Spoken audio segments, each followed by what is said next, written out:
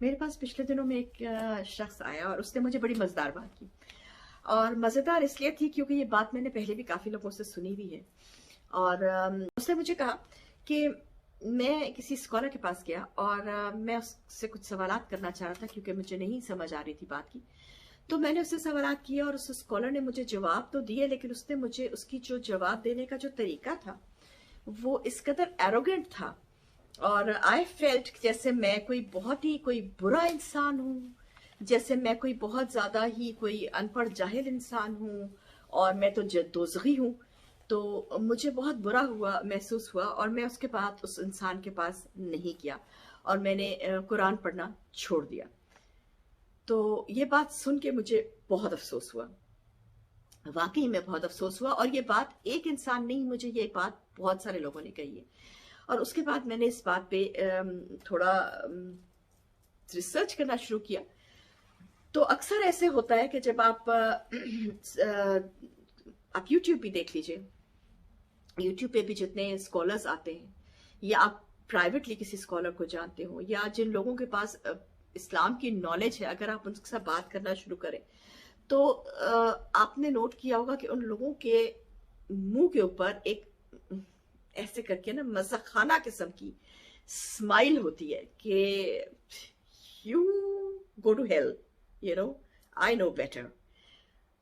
This kind of superiority complex is extremely sad. وہ اس لیے کیونکہ اللہ تعالیٰ نے آپ کو قرآن دیا ہے، اور اگر قرآن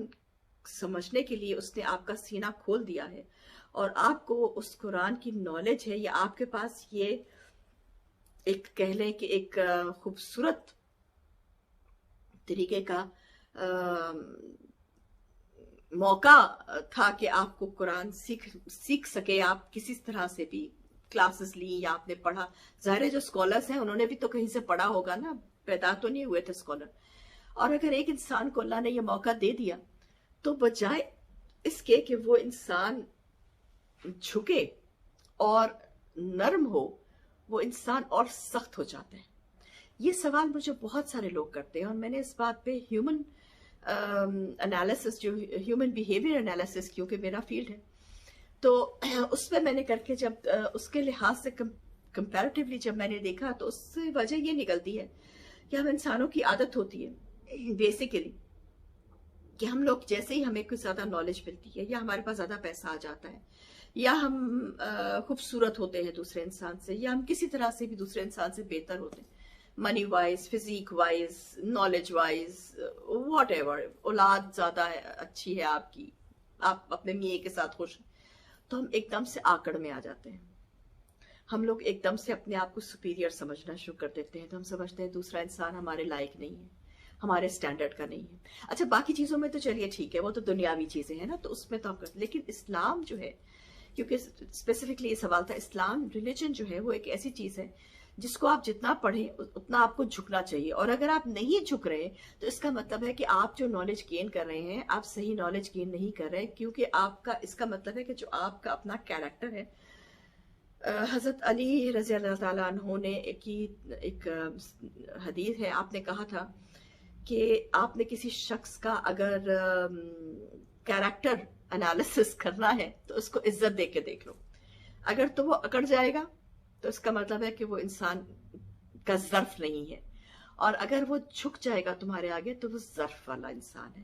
تو زیادہ تر ایسے ہوتا ہے کہ جس انسان کا اپنا ظرف کم ہوتا ہے، جب اس کے پاس نالج آتی ہے تو وہ اپنے آپ کو بہت بہتر سمجھنا شروع کر دیتا ہے، اور وہ دوسروں کو ایسے ایسے کر کے نیچے دکھانا شروع کر دیتا ہے، جس سے کہ اس کو تو کیا نقصان ہوگا یا نہیں ہوگا، لیکن جس طرح اس شخص نے کہا کہ اس کو اتنا زیادہ یہ ڈسہارٹن ہو گیا کہ اس نے پھر قرآن ہی پڑھنا چھوڑ دیا، تو اس کا جو گناہ ہے وہ اس شخص پہ جائے گا۔ جس شخص نے اس کو قرآن کی طرف سے اس کا مطلب کہہ لو کہ شرمندگی سے یا خوف سے یا سوال پوچھنے کے ڈر سے اب اس نے سوال ہی پوچھنے چھوڑ دیا، قرآن ہی پڑھنا چھوڑ دیا،